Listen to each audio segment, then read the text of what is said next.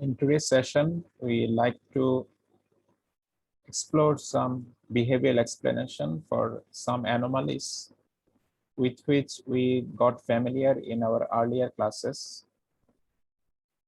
So there are some limitations of the classical models. So there are arguments whether this explanation, what we will be making for the anomalies, are absolutely correct to believe, or we should not believe in those arguments. So we will see that later. So before going to the behavioral explanation for anomalies, I would like to remind ourselves that what we learned about the anomalies, and I mean which events we will define as anomalies. Any idea? We mentioned about it in earlier classes. What is market anomaly?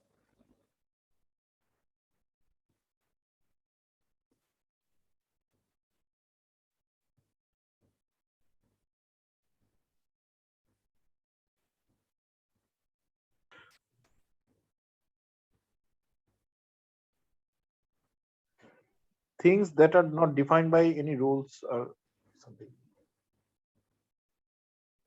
Okay, kind of, that is I mean understanding of the anomaly word from the dictionary, right? Right, sir. Okay, so we are not asking about that. We are aware of the dictionary definition of the anomaly. Okay, so okay, let me remind you what we have learned about the anomaly. You probably can recall the market efficiency concept, right? Okay, so market efficiency tells us that market instruments, securities, this will reflect the available information immediately, and the price will reflect all the available information, and it will be unlikely, very unlikely, to generate abnormal return when this efficiency prevails in the market. So this level of efficiency, I mean the level of efficiency differs. That's why we when we classify the efficiency, we take three classification. One is weak level of market efficiency, then semi-strong level, and strong level. And I'm very confident that we are very much aware of this classification and how these classifications are separated from each other. Okay. So anomalies are those events or those things which argue that efficiency does not prevail, or anomalies are some documented evidence which are against the market efficiency, which are against the market efficiency. So you probably can recall the post-earnings announcement drift. Post-earnings announcement drift. So what is this? This is something event, or this is kind of some anomalies which is documented by observing that when new information is available in the market for a stock, it is taking much longer time to adjust to the price. I mean, say for example, for a particular company, there has been a good information. So obviously expectation is that price will go up. So it's not like that price will go up for next 2 months. It might be price, it will take time to penetrate the information among the market participants. So it might take 3 or 4 days, but it's not like that. Uh, it's not like that it will take 1 month, and for 1 month the price is going up for the information which has been revealed 1 month ago. So this is kind of evidence of post earnings announcement drift. So you can immediately recognize that this is kind of something which is just contradicting the market efficiency hypothesis. That means the price is not taking the information appropriately in immediate basis. It is taking much longer time than the reasonable time. So that is kind of an example of anomaly, and also the concept of anomaly has been shared by me. So we like to see what are the, or what might be the some behavioral explanation for this kind of market anomalies. Okay, you probably can recall that we are we have been looking at some anomalies from beginning of our course. So one kind of anomaly has been discovered by the Eugene Fama in his famous paper cross-section of stock return. In his paper, in their paper, I mean, there are two authors. One is Fama, Eugene Fama, and another one is Kenneth French. So they discovered that the stocks which are small cap stock, I mean, to those stock which have which are in the decile of the market capitalization, I mean the lowest decile of the market capitalization, they outperform those stocks which are in the top decile in the market capitalization. So we are already familiar with it that a small cap wins out. A small cap outperforms the large cap stock. So we already have given example of a small cap stock in our earlier class, and also given example of large cap stock.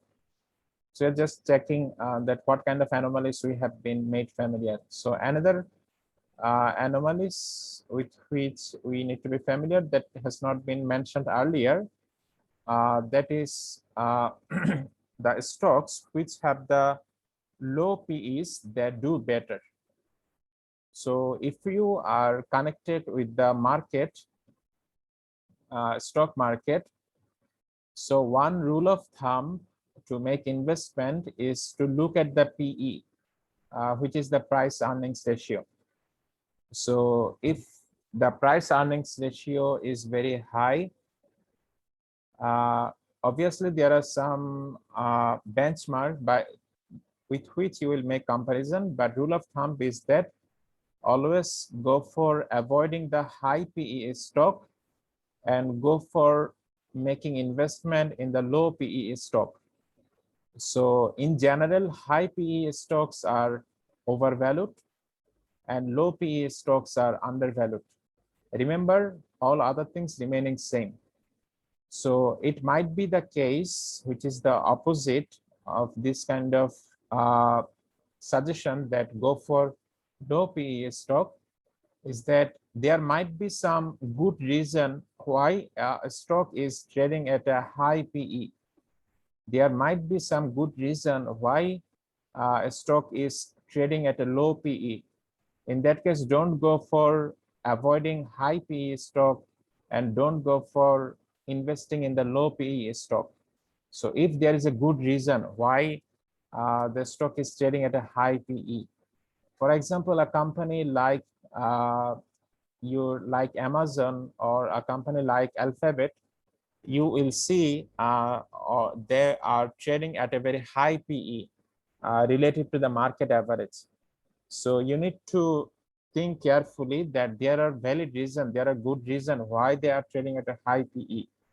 But in general, other than the good companies in general, high PEs are not good investment because they tend to be overvalued. So you probably can recall from the one statement from Warren Buffett, always go for buying at a low price, make profit from your buy, not from selling your asset.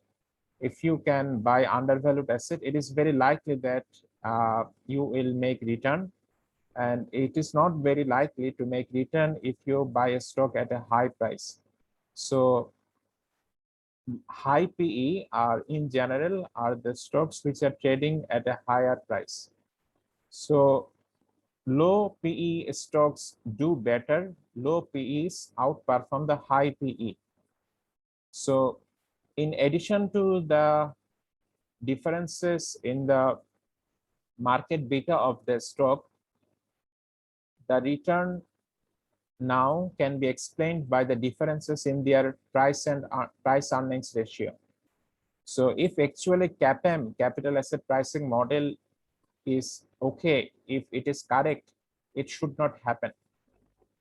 There should not be such kind of anomalies, because all kind of risk should be reflected by the market beta.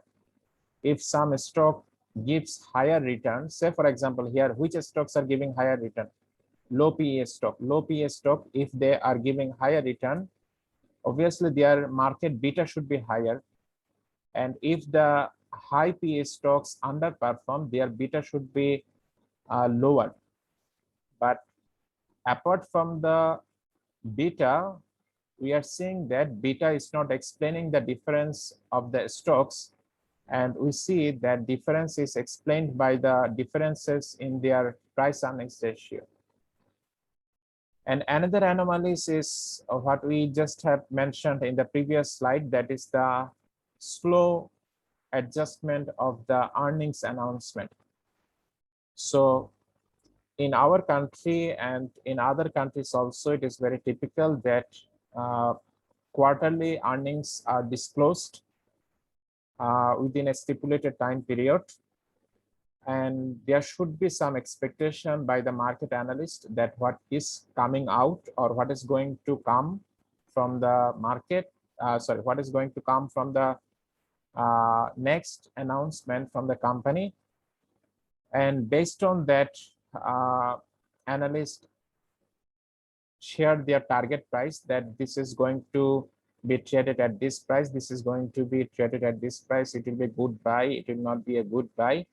This kind of decisions are coming, this kind of decisions come from the sell side market analyst. So they make recommendation.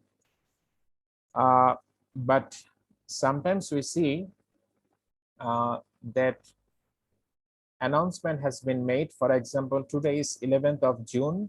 Announcement has been made, say, for example, on 11th June. So if it is a good announcement, say, for example, Walton has announced that we are going to set up a manufacturing plant at some, say, for example, one particular place, which will manufacture, say, wooden furniture. So why Walton is going for making furniture? Probably they are wanting to introduce a new line to compete with the Singer. So it is a kind of good news for this kind of company. So you should expect that some good things will going to happen. So, and they're also expecting, say, for example, for introduction of this kind of new product line, there has been increase in their EPS. Say, for example, from 1 to 1, from 1 of the 1 EPS, they are now disclosing EPS that it is 1.2. So for increase of their EPS, there should be changes in the price and it should be trended upward. So there should be a time point that after this time point, no new increase or decrease in price will happen unless new information arrives. But it has been found that already 1 week has been passed since the new information had been released by the company, but still the price is going up for that good news which announced 1 week back. So that is kind of earnings announcement momentum. So price was increasing, say for example, but if say for example Walton price has been decreasing, but after this announcement of the good news, still the price is decreasing. So that is also earnings announcement momentum. So what is the reason? The reason might be we'll go for explaining. Say for example, why the company price are declining in recent days, because there are some negative information. That's why the price are declining. So it is a valid reason for, I don't have the touchpad today. Okay, for negative information, the price had been declining. So you just have announced a good information, but companies observing that their prices continue to decline. But this decline should stop here when the good information has appeared on this date. Say, for example, it is the event date. But it has been observed that price has been declining. So it is a kind of, you probably can recall that the reason for momentum is the underreaction to the information, underreaction to the new information. So new information has appeared in this date, 0. So on this date, new information has arrived. This is new information. But the information based on which price are declining, those information are not kind of past information. Those information are also, you may define those information are recent information. So recent information, I mean the effect of recent information should stop here when the new information, which is good, has been arrived here. So the market participants are not taking the new information seriously. They are still believing the recent information is more good, and that's why the price is going to drop gradually. So what is the reason? What might be the behavioral explanation for this kind of anomalies? So one reason is that you probably can recall that anchoring bias. So for anchoring bias, people stick to the past, which come first, recent or new. If you just put these two information in the timeline, which come first, recent or new? Which information came first, recent information or new information?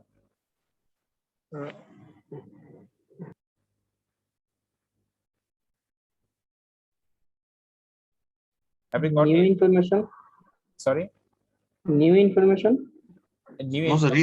Recent information came first. New information came in latest time. Okay. Later. Right. Okay. So when you are stick to the recent information, that's why you are you people, or I mean you investors, are depressing the price. You are not acting on the new information. So what is this? This is kind of anchoring bias. So you are anchored your decision on this. You don't like to adjust your expectation based on the available new information. So one kind Sir, of, yeah. So can this be related to primacy effect? Yeah, it can be. Okay. It can be.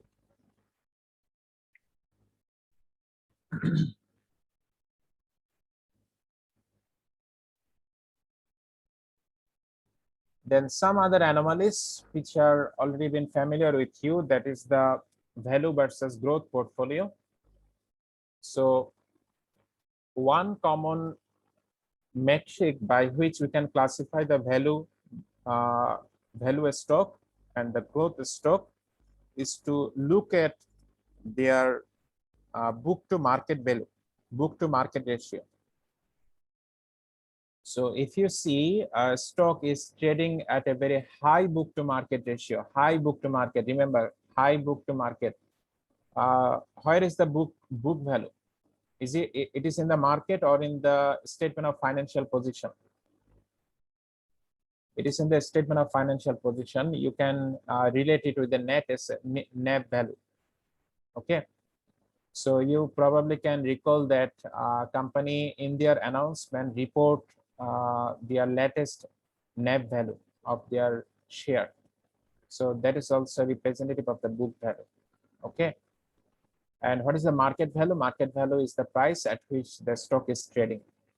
So when I'm saying that high book to market, which is likely to be higher, book value or market value? When I'm saying it is high to book market, high book to market, numerator is higher or denominator is higher?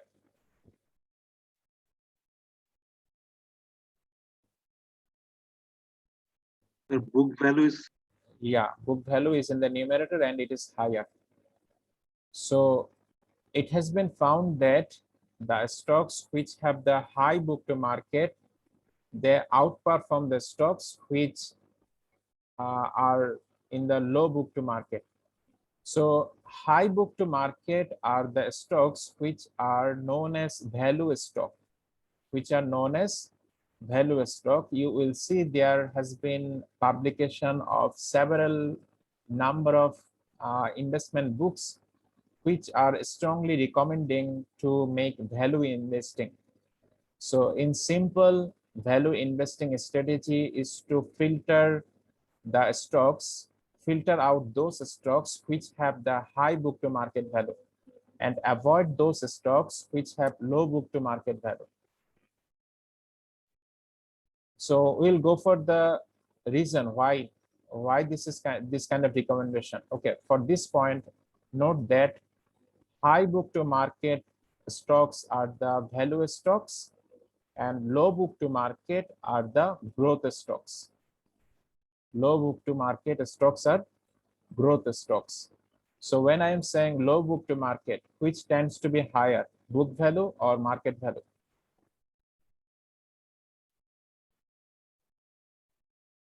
When I am saying low book to market, which tends to be higher, which tends to be lower? Market value is higher, book value is lower. Right. So what can you do to find out the value and growth stock? In the stock market, collect the NAV value of each of the stock and collect the market price of each of the stock. And in your Excel sheet, divide the book value by the market value, and you make a sorting, and you will see the stocks in the low decile, I mean the lowest decile, are the stocks which are in the, I mean, which are, you have divided the book value by the market value. So if you see the lowest values, the lowest values in terms of this ratio, those stocks are growth stocks, and the highest decile which contain the high book to market, those stocks are value stock. Okay. So what is the recommendation for this kind of anomalies? Go for the value stock. So remember, this is the findings from the seminal paper of Pharma French, again, the cross-section of stock return, stock and bond return. They have discovered that a small firm outperform the large firm, and the value, I mean this, here I'm indicating the firm means I'm indicating the stock. Small stock outperform the largest stock, and the value stock outperform the growth stock. So value stocks, I am repeating, value stocks are those stocks which have high book to market, alternatively low market to book. High book to market is same as low market to book. And growth stocks are those stocks which have low book to market. Alternatively, they have high market to book value.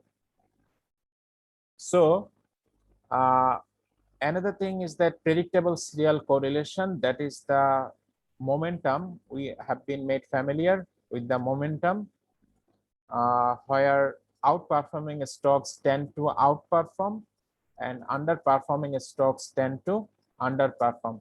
So you are familiar with the correlation from your statistics. So serial correlation indicates the correlation across the time. Say for example, today is June 11th. So say for example, another time period is the 7 day after from this date. Say that is the 18th June, then 25th June, then 2nd of July, then 9th of July. So for each time period, you have taken the price. Okay. Now, information comes at a random fashion. So some information might be good, some information might be bad. So in efficient market hypothesis, there should be no correlation of the price across the time period. Say for example, today is June 11. So this is the price of today. So the price which is going to happen on the July 11 cannot be predicted from the June 11 price. But if the momentum happens, say for example, a stock is going up for last 3 months. So you are right now seeing the trend in the insurance price, insurance company price. The price has been going up for last for 3 months, for more than 3 months, for last 1 month. So you can immediately recognize that there is a serial correlation. So serial correlation is the correlation across the time. Correlation across the time. Okay. So if there is a significant correlation of the stock return, usually we do not go for correlating the price. So each price indicates a return when we know how to calculate the return from the price. So if you see that there is a serial correlation in the return for the months I mean month, I'm taking month as a time period. I mean, say for example, in last 6 months, you are seeing that for last 12 months, you are seeing that the price, the return in 1 month is correlated with the return in the previous month. So for what reason that might happen? That might happen when the momentum is prevalent in the market. So what is the reason for momentum in the market? Underreaction or overreaction?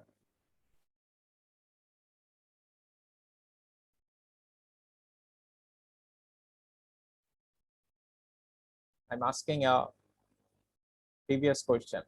Momentum is observed in the market for underreaction to the new information or overreaction to the new information.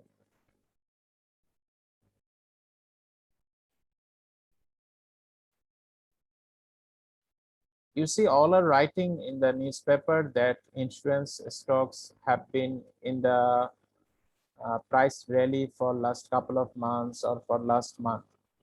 So you should recognize that that price tend to be overvalued nowadays. But you are seeing that prices is still going up. Prices is still going up. So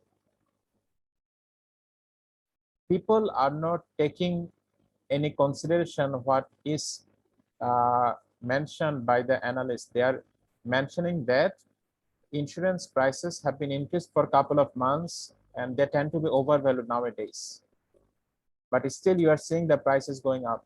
There are some small correction, but still the prices are going up.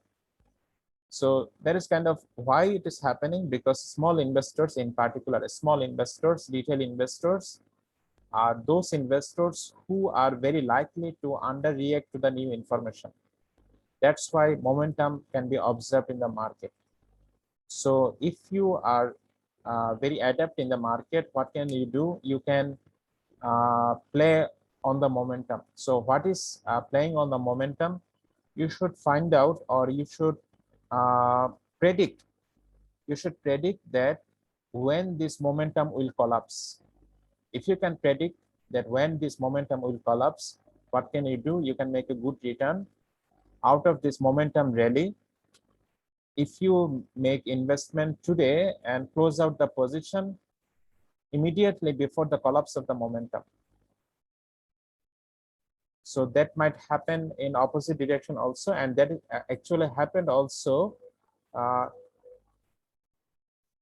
That actually happened also in the technology bubble.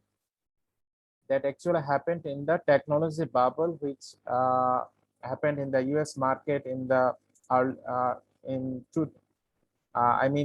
before 2000. So hedge fund in particular, they capitalized on the momentum rally, and they predicted the time properly when they should close out their position. So hedge fund, remember, hedge fund is an institutional investor. So institutional investor, actually they should, though they can make return out of the anomalies, but they should not follow the behavioral pattern of the individuals. I mean, it is kind of risky strategy, because you do not know when people will change their mind. So institutional investors sometimes follow some this kind of strategies. So one thing that is particularly relevant here, that is the timing of the market, when you need to enter, when you need to exit. And long-term winners versus loser, that is the indication of the reversal, that is not exactly the opposite of the momentum. So momentum is usually observed in the shorter term, and reversal is observed in the longer term. So in reversal, we see the situation happens for the overreaction of the investors to the new information. So we like to go for some exploring some explanation for the market anomalies, what we just have reviewed. So some of the anomalies can be explained by the behavioral finance, but it is not necessarily that all anomalies can be explained by the behavioral finance. But most of the anomalies can be explained by the behavioral finance nowadays. But there are limitations in the behavioral finance. Behavioral finance is not all about of the finance. Behavioral finance itself has a limitation. It has some constraint, and it is not very easy that you can immediately recognize, or you can immediately say that it is this kind of behavior for this reason it is happening. It is very difficult and not very strong. You cannot make very strong argument because some arguments will go against the classical finance and the efficient market hypothesis believers. And though behavioral finance nowadays dominate the classical finance, but still you need to make very strong argument with your evidence that why you are giving argument which are contradicting the classical finance, or in particular market efficiency hypothesis. So if I argue that this is happening for the, say for example, in our previous discussion, we mentioned that post earnings announcement drift. Why this is happening? Because people are suffering from anchoring bias, or investors are in the anchoring bias. That's why this is happening. So say for example, value stocks are outperforming the growth stocks. So efficient market hypothesis, or the efficient market hypothesis believers, who are the leaders in this school, they are the pharma and the friends. They are the leaders in that school. I mean the classical finance or the market efficiency believers. So what they did, Pharma Friends discovered that small stocks outperform the large stock, and the value stock outperform the growth stock. So what they did, Pharma Friends suggested that as a small firm are giving a higher return, their beta should be higher. But it has been found that their beta is not higher. Rather, their beta is not has not been adjusted for it. So it is the market beta. So market beta is same to same. So what Pharma Friends suggested, let's insert a new beta. What is kind of that beta? That beta is size beta. That beta is size beta. So if small stocks outperform the large stock,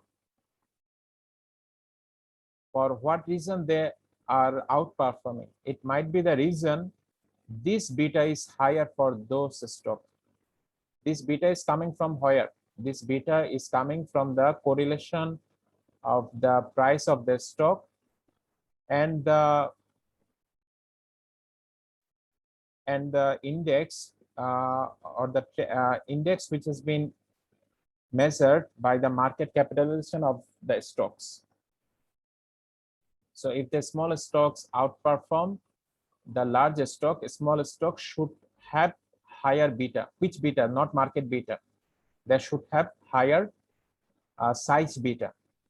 So if that company is a more smaller, their beta should be higher.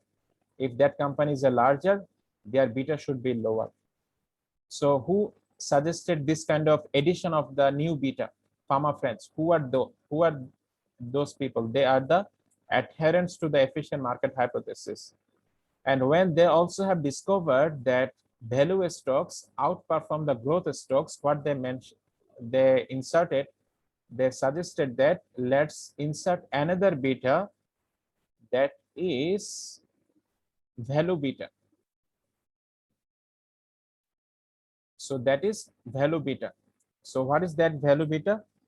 Value beta is something which will be higher for those stocks which have higher book to market or low book to market.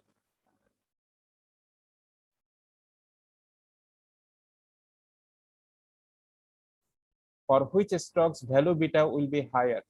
The stocks which have high book to market or low book to market?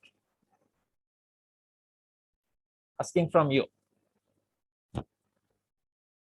Sir, high book to market. Right. Those stocks should have higher value beta. Okay. So you see, earlier we are familiar with the CAPM, where we tend to believe that market beta adjusts all kind of risk, and market beta is only the factor for which the stock return should vary. Say for example, Grameenphone stock and the Robi stock. So for example, Robi stock is high. Robi stock is giving higher return. So why should Robi stock be given higher return? Because Robi has higher beta. And why Grameenphone stock is giving lower return? Because Grameenphone stock has a lower beta than the Robi. But it has been found that, I mean, that is the explanation of the market beta. But it has been found that apart from the differences in the beta, there are some return differences which cannot be explained by the differences in the beta. That's why they go for further exploration, and they found that smaller stocks outperform, and that's why classical finance, I mean the Pharma Friends, inserted small size beta and also the value beta. Okay, and they also have inserted another new two betas in their 2005 papers. So you can also look at that paper. Okay. Now, why it is very difficult to rely on the behavioral finance to explain the market anomalies exclusively with the argument of behavioral finance? So say, if you just rely on the CAPM, I mean the market beta, in that case, it is very likely that you will see this is happening. Which things? That this thing, that small caps are winning out, small caps are outperforming, then the value stocks are outperforming. You will see this kind of happening. If you measure the return, I mean, you measure the abnormal return, remember, not the return, abnormal return, using only this kind of beta. But if you follow the pharma friends, and use this model, there are some, these are the coefficients. Obviously, there are some values with which you will multiply the coefficient. This beta coefficient, you will see the abnormal return is now insignificant. Abnormal return is now insignificant. Now, what classical finance will argue? Classical finance will argue that you are seeing that small stocks outperforming large stock and value stock outperforming growth stock because you are measuring abnormal return using a capital asset pricing model which has not incorporated all the risk factors. That's why you are getting this kind of anomalies. That's why you are getting that the small stocks are outperforming, value stocks are outperforming, which cannot be explained by the market beta. So this is kind of one explanation. By whom? By the efficient market hypothesis believer. They are mentioning that because you are seeing this, because you are using this kind of incomplete model to measure the return, to measure the abnormal return. And we have discovered that the total return of the stock cannot be explained just by the variation in the market beta. Okay, this is one kind of explanation. Who have given this explanation? The classical finance believers who does not respect the behavioral finance. I mean, respect is a kind of very, respect is not a word, appropriate word here. I mean, who contradict with the argument of the behavioral finance theorist. Okay, so behavioral finance theorists who are the behavioral finance theorist, we probably Daniel Kahneman, then Amos Tversky, then Robert Shiller. These are the people. Then Thaler. These are the people who are the leaders in the behavioral finance school. Okay. So the people who will make debate with these people, I mean the behavioral finance leader, they are giving what kind of argument? They are giving the argument that you are using an inappropriate risk factor model, capital asset, the asset pricing model, which has not included all the risk factors which should be included. That's why you are seeing these anomalies. That's why you are seeing that there are abnormal return which cannot be explained fully by the market beta. Have you got it? The explanation, this one? Yes, no? Yes, sir. Okay. Another explanation made by the classical finance that, yeah, we are acknowledging that you are getting momentum return, you are getting reversal return, you are documenting it, it's okay. But if you go for capitalizing on these anomalies, you will see that transaction costs are so big. Transaction cost. So remember, you need to recognize very precisely that when you will enter into the market, how long the momentum will continue, and when you need to exit the market. So you need to be very precise, otherwise you will lose your portfolio. So when you are following this momentum strategy, or when you are following the reversal strategy, there should be a considerable amount of transaction cost, which will discourage you to follow the momentum, to follow the reversal. I mean, we are just giving some example of anomalies. These are not altogether momentum and reversal. I mean, these anomalies, okay, these are okay. But if you go for capitalizing on the anomalies, the transaction cost will be so big that you will lose out your investment. So that's why it is not advisable to go for following those trading strategies, which are dependent, which are solely based on the market anomalies, which are solely happening or which might be happening for the behavioral biases of the individuals. Okay, so there are long debates between the classical finance theorists and the behavioral finance theorists, and you will see the available discussion in many resources and also the web, and you will find it very interesting. So the classical finance theorists actually they do not disrespect the behavioral finance theorists, and behavioral finance theorists also do not disrespect the classical finance theorists. So it is a kind of the finance can be explained fully by the mixture of both classical finance and also the behavioral finance.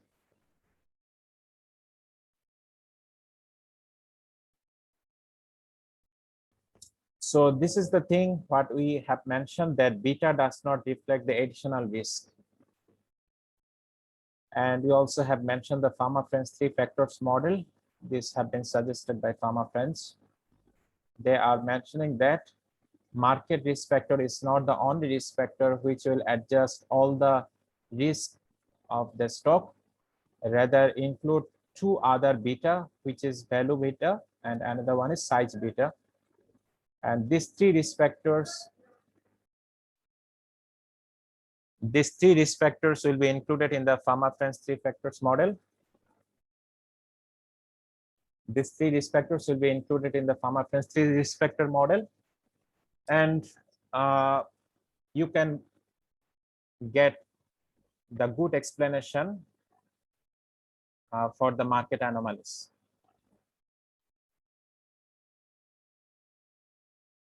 So in following discussion, we will see that why the value stocks outperform and why the growth stocks underperform.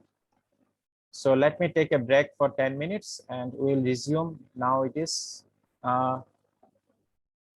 what?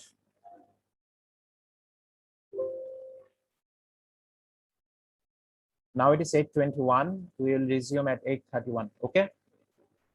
Okay, sir. Okay.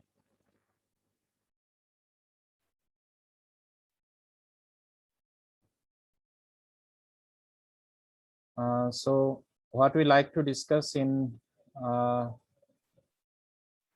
available time, that is why the value stock should outperform and why the growth stock should underperform, and what are the behavioral explanation for these anomalies. So 4 plausible reasons have been suggested why Glamour stock should underperform the value stock. So Glamour stocks are the growth stocks. We will say that why growth stocks are Glamour stocks, or why they are known as Glamour stocks. So first one is the Analyst. It has been found that analysts commit judgment error or analytical error when they believe that the high past growth will continue into the future. So they believe that this very optimistic or very good past will continue in the future. Say Bata Shoe Company Limited.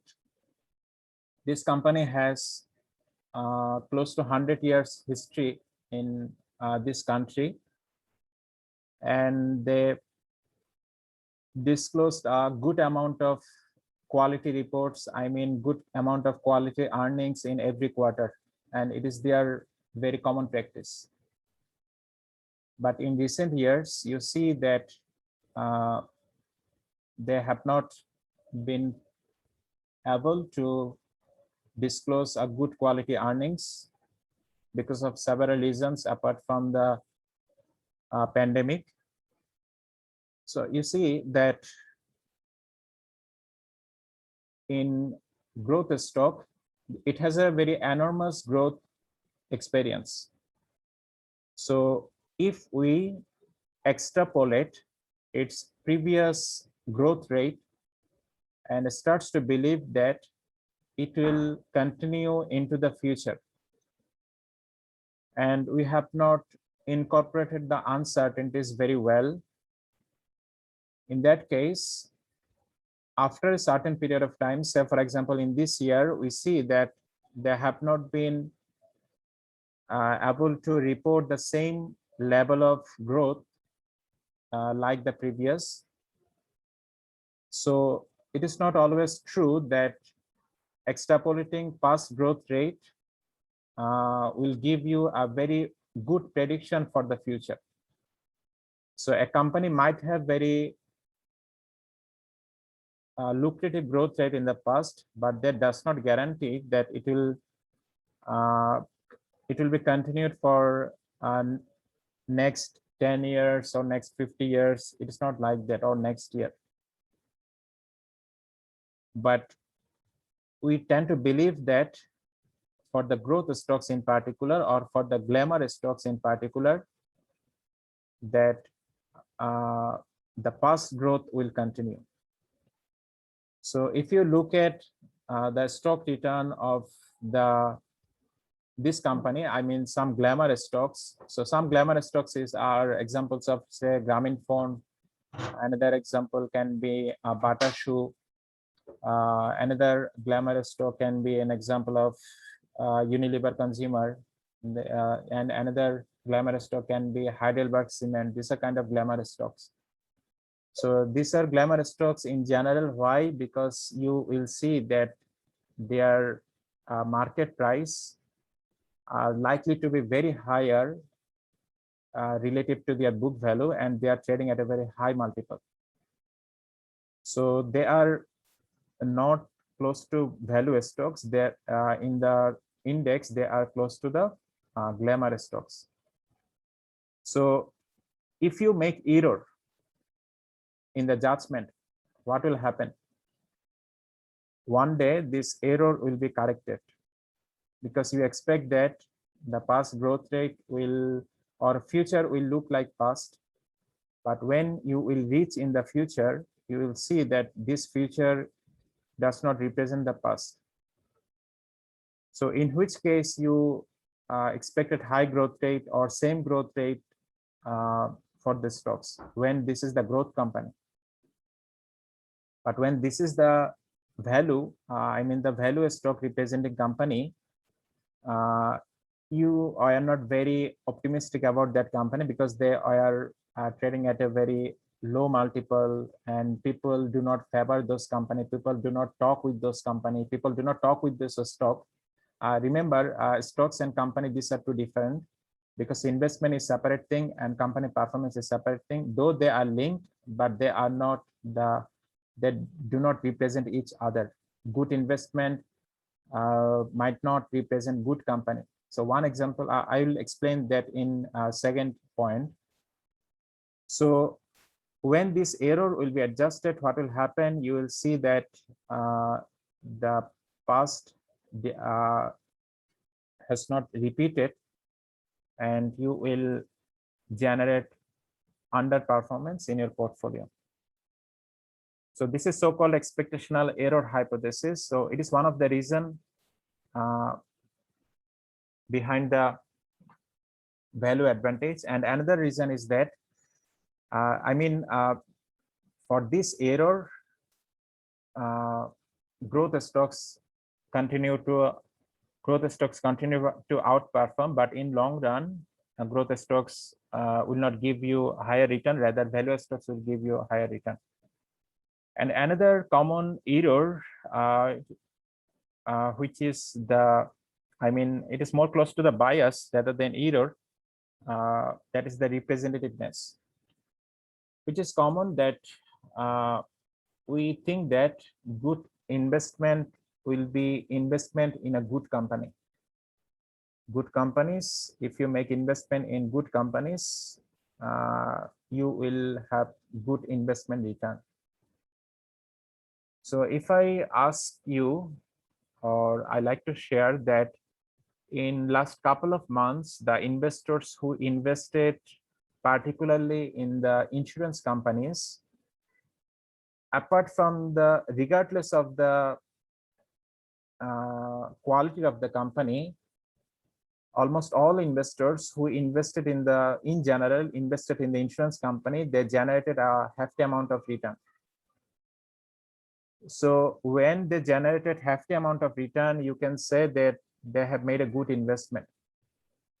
But can you say at the same time, the companies in which they made investment, they are the good companies? No, sir. They are not the good companies. No, sir. Okay. So at the same time, if you look at some very good companies, say Grameen Phone or Robi or any other good companies, including blue chip companies, you'll see that their price has changed or their prices increased in last 3 months or last quarter, but they are not so lucrative. So what might be the reason that good companies or the big companies in particular, or the large companies, are those companies which are very likely to be traded at a fair price? Because many people are interested, many investors are exploring the price of the large company. So it is very unlikely that they will be traded at a price which is far from the fair price, which is far from the fair price. So in that case, good companies will not give you the good investment return. So when something is you can remember from your financial management or the fundamentals of finance course. So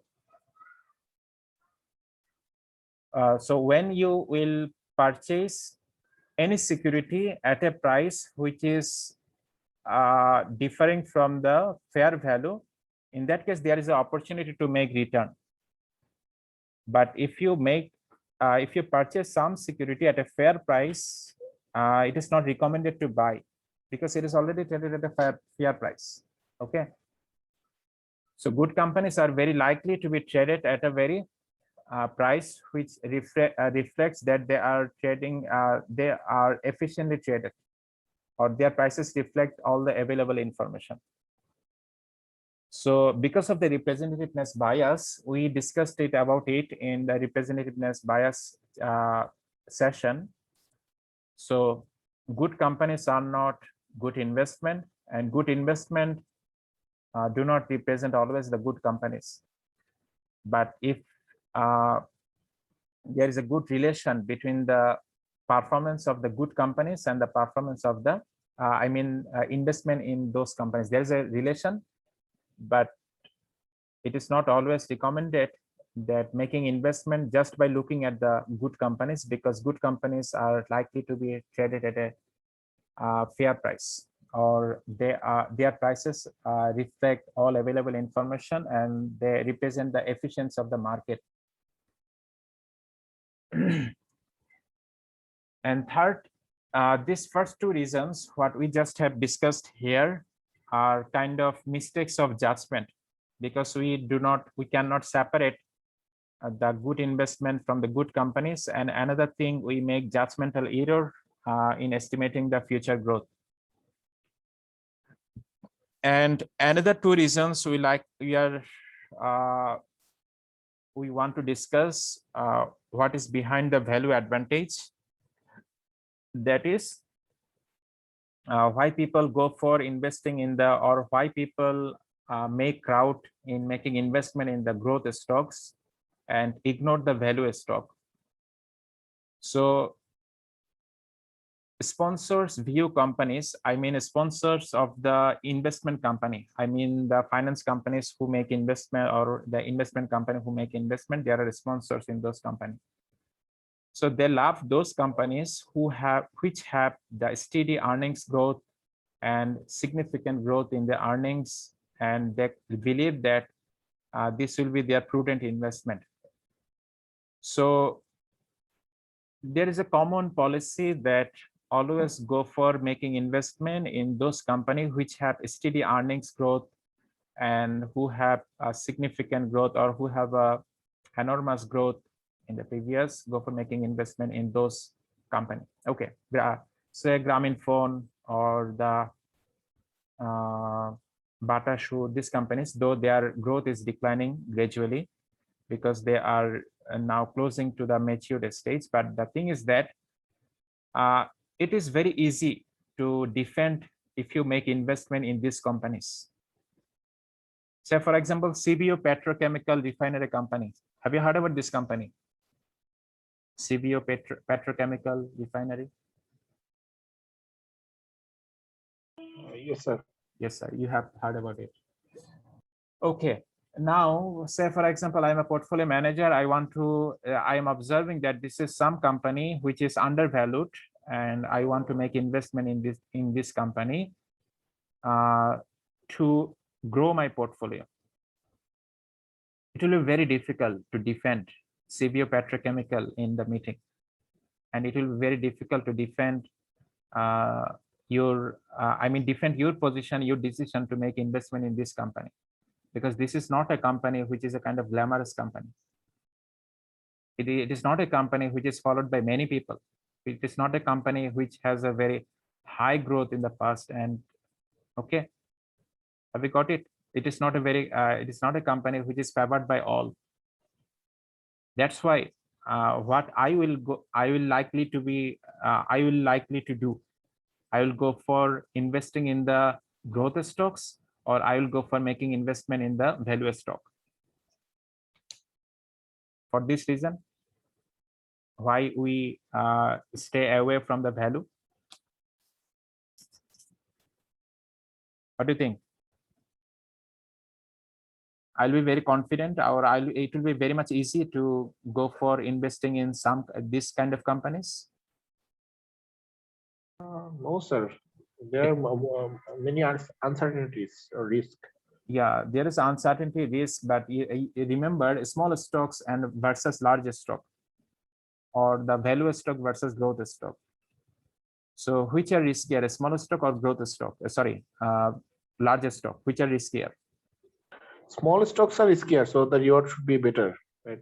Okay, so to make rewarding investment, we should go for riskier small stock investment, or to safer large stock investment. Riskier smallest stock. So you cannot ignore it. Okay, Right. and you see at the same time value stock versus growth stock. So growth stocks are some stock which are very favorite stock of many people. So it is very likely that if you go for making investment in that stock, you will be buying that stock at a very higher price. It is very likely. The probability is very high, right? Growth stock, people are very confident to pay higher price, because they believe that they are paying higher price because they will give a higher growth. True, sir. Okay, so in that case, what will happen? I will get reward in the future, or I will get punishment in the future. So in that case, when a stock is traded at a very higher price, it will be riskier to invest in that stock, or it will be safer to make investment in another stock which has not been favored by many people. Okay, it is not always relatable with all the happenings happening in our market. Okay, think of the market, think of the global market, and the findings what we are sharing are from the North American market, European market. Okay, so sometimes you will see that these things are not happening.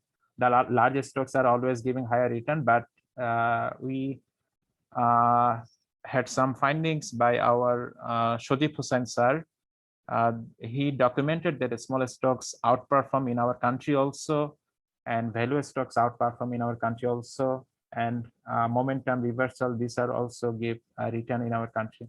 So this actually also are present in our country. Sir Sajib sir এই রিপোর্টটা কি দেখা যাবে sir, মানে কি publish হয়েছে sir? I have some slides from him, and he has also some publication. I will try to find out that and share with you in classroom. Okay, Thank you, that sir. will be interesting. Yes, sir. Okay, now okay, so we have got the explanation why people stay away from the value stock. Another the final one is the people are very short-sighted, and investors are not investors and investment analysts are not exception to this. They are also the people in addition to their analysts. Okay, so in their job, it is very unlikely that they will be evaluated based on the 5 years performance, based on the 3 years performance, or based on the 10 years performance. The people or the sponsors of this company who evaluate them or who evaluate the analyst, they will see their performance in the shorter horizon. So when you make investment in a undervalued stock, or very precisely value stock, which is not a glamour stock, it will take time to revert the price, or it will take time to get the fair price. So you have to wait for that. You are an analyst, you have to wait for that. So when you are doing this, you are making some risk, or you are incurring some additional risk. You are making some additional risk. Remember DSC 30, right? DSC 30. DSC 30 is an index of many growth stocks or many value stocks. Value stocks. Think twice. Sir, DS30 is consist of value stocks, sir. I think most of the large caps and mature companies are there. Remember, what is the definition of value stock? Oh, low book to market value, sir. Oh, acha, in that case, no, sir. Okay, so you'll see that DSC 30 includes many stocks which are kind of glamour stock, right? Which are very attractive to the people and which are favored by people for their recent performance, and they have a good profile, right? And they are favored by many people. Is it? So say for example, you are a follower or you are a passive, you try to include the DSC 30 in your portfolio, and in addition to it, you like to modify some of the instruments in the DSC 30. Say for example, you have discarded one particular glamour stock from the DSC 30, and you have taken another, say for example, what I should say, you have taken another company, that is, say for example, Aramid Cement. I'm assuming that Aramid Cement right now is not included in the DSC 30. So Aramid Cement is not a kind of very glamour stock in my opinion, but when you take the Aramid Cement in your portfolio, what you are doing, you are taking more active risk. So what is active risk, or what is the tracking error in this part? Tracking error. Tracking error is something, the risk when an analyst make by making active investment.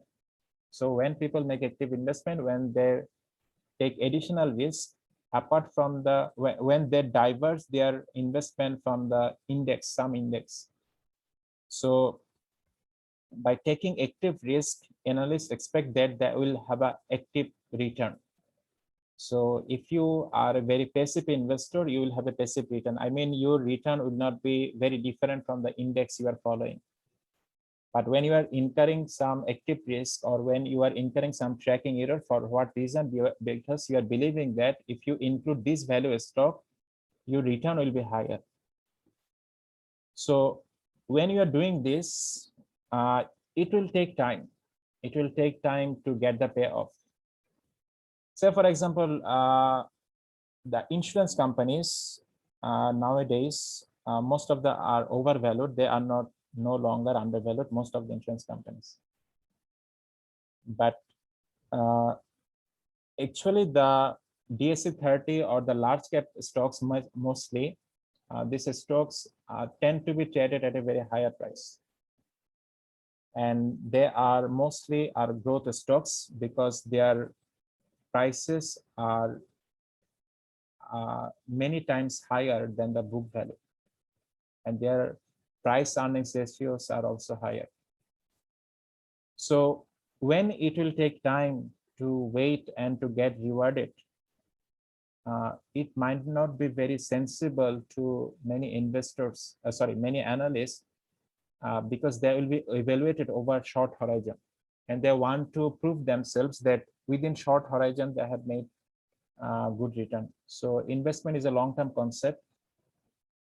It is not always advisable to make enormous return in the short horizon because it will be riskier strategy. So these are the some reason behind the value advantage, and we like to make more discussion on the first point we mentioned here, judgment error. So if you take a high growth stock or a growth stock which has a high growth stock is a stock which has high PE or high price to book value. So yeah. Sir, high P and higher price to book value, high P to hobby, sir, growth stock er khetre, sir. Yeah. And if you also calculate the price to book value, their price to book value should also be higher, tend to be higher for the growth stock. And for the valuers too, these are the just opposite. They will be traded at a low PE, and they will be traded at a low P to price to book value. Okay, remember this is just the opposite of this thing. Here we mentioned in this way book to market. Okay, now we are saying market to book. Okay, this one, market to book. Price to earnings means price to book means market to book. Okay, so these stocks are anticipated that they will have why people are paying higher price, because they believe that this will generate higher growth. Higher means from where it is higher. It is higher from the above average or normal or average growth. So remember, enormous growth or above average growth is not a thing which will continue for a longer time. It will come down. So if market overestimates the length or the duration for which this growth will continue, the investors or the analyst will get punishment for it. So one argument or one explanation that why this growth will not continue, because there is a natural concept that is the which comes from the nature, that is the mean reversion. Mean reversion.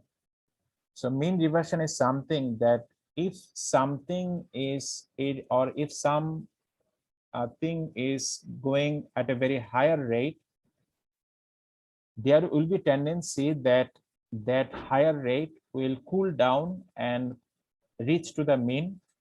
And if something is trending at a very lower rate, there will be some period when this lower rate will go to the mean rate, which is now higher. So this mean reversion is a natural thing. So if I like to give you an example, say for example, a stock, it's not like that. Say a stock has a kind of average price. It's not like not average price, average return. So you cannot expect that. Say for example, a stock has been giving monthly return for what should I say, that 1%. So it is giving return for 1% in each month for last couple of months. So it's not like that it will continue. Say that average return of that stock, you know how to calculate the average return. So say that average monthly return of that stock is, for example, 0.8%. So there will be natural tendency that for some reason it will go to the 0.8%. And if for some reason that same stock is giving return for minus 50% or minus 0.5% or minus 1%, you should not expect that this negative trend will continue for longer term. If the average return is 0.8%, you should expect that the the return will revert it to the mean level, that is the 0.8%. So in this way, mean reversion happens in our life, and that is also, you can relate it with our blood pressure, and it is also related to our personal life. That is, say for example, if one person generates a good amount of return from his business, it is not like that that person will continue to have that high amount of return for foreseeable future. So it will come down. And if a person incurs or generates lower return from his business, it is not likely that he will continue to underperform or he will continue to generate lower return for lifetime. So they will return to the mean level of return, or they will be able to improve their performance. It is a kind of natural phenomena. Okay. And that also happens to our CGPA. So one person who incurs a very high CGPA in his very earlier semesters, so it is not like that person will continue to have that level of CGPA in all semesters. In some semester, you will see that person CGPA drops and it returns to mean level. And if a person has a low CGPA for some semester, it is not like that low CGPA will continue, that low CGPA will return to a mean level. So it is a kind of natural thing. Okay. So similar kind of a story can be in reverse, can be related. I mean, for the steps what we just have discussed for the growth stocks can also be related to the value stocks. So the stock reversal or the reversal, where we see that outperforming stocks give lower return and the underperforming stocks gives higher return. So that is the that has been evidenced by authors that stock reversal happens. So winning stocks does not always give the higher return. Sometimes winning stocks underperforms and the losing stocks outperform. So if momentum happens for the positive serial correlation, reversal happens for the negative serial correlation in the price movement. So there's a model by 3 authors. DHS indicates 3 authors' name. So reversal can be related to the overconfidence. Can anyone tell me what we have learned about the overconfidence so that it will be easier for me to relate the discussion? Reversal has been made, reversal has been explained by the help of overconfidence in this part. Can you recall what we learned in the overconfidence session? How we define the overconfidence?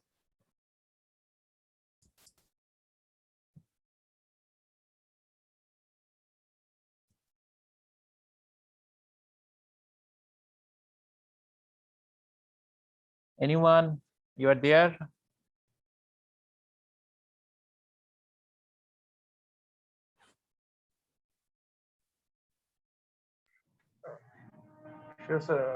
Sir ওভার কনফিডেন্সের ক্ষেত্রে হচ্ছে মানে যে কোনো ইস্যুতে বা investor হচ্ছে বা হয়তো বা যে কোনো ধরনের নিউ ইনফরমেশনে রিঅ্যাকশনটা কম করে বা সে ওই স্টকটার ব্যাপারে এক্সট্রা বুলিশ থাকে, যদিও সেখানে ওই ধরনের বুলিশ থাকার মতো কোনো ইনফরমেশন নাই। Okay, but have we learned about it in this way in our overconfidence class? That can be an explanation, but we need to be very precise, specific, because in some argument I can relate it with the optimism bias, what you just have mentioned. I mean, what can be more precise? So one precise way to explain, to define the overconfidence is that in our each of the analysis, we have some errors we need to acknowledge, right? When we make estimation, there are some error. Yes, level of error. Okay. So when we underestimate the error, in our analysis, and we are very confident with what we have estimated. So when we are very confident with our estimation, when we underestimate the error in our estimation, this is just the opposite thing what I'm just mentioning. Okay. When we underestimate the error in our analysis or estimate, that means we are much confident or we are overconfident with our estimation. We are much confident with our expectation, or we are much confident with our analysis. In that case, we are overconfident. So always private noisy information are there. Say for example, private noisy information you incorporate in your analysis. So it appears, say for example, a company will declare earnings, say good earnings in coming months, July. So you are not, you do not have the public disclosure yet, but before the disclosure of that earnings report in the next month, in this month, I mean in June month, you might receive some private information which might not be fully reliable, which might not be fully ignorable. So this are kind of some private noisy information that may appear, that may become available with to you for some reason, and it is actually happens. Okay. So when you include the private noisy information in your analysis, in that case, what you are estimating? You are estimating there is an error.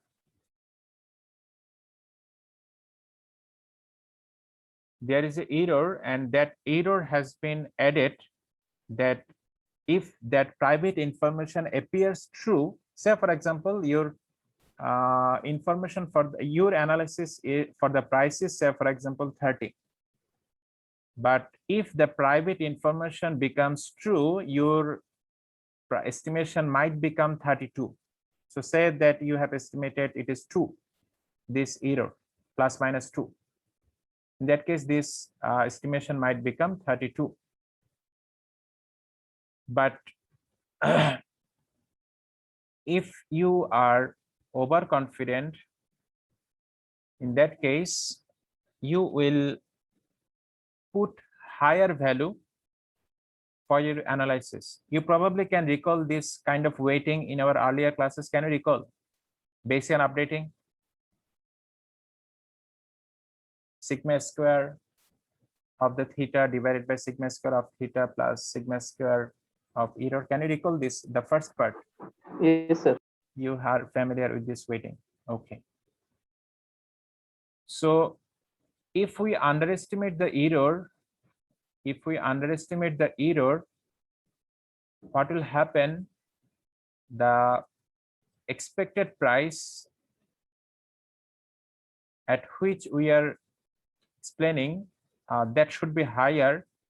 This P1, I mean the capital P1, this is the small P1, relative to the small P1 at which it should go. I mean, it is kind of Bayesian updating.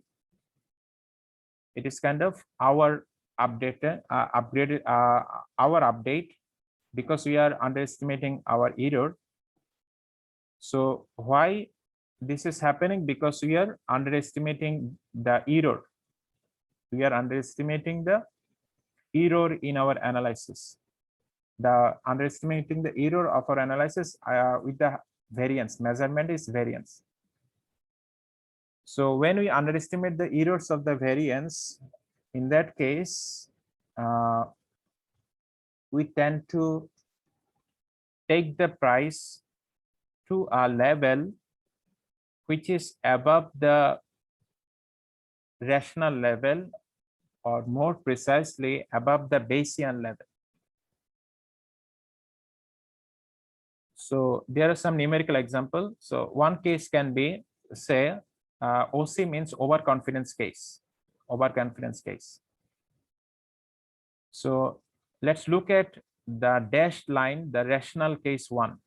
Rational case one. So for the new information which will be available in the T1, remember this T1. T1 private noisy information appears, and T2 true value of the security is revealed. So you see, as this is the information which is noisy that has appeared in the T1,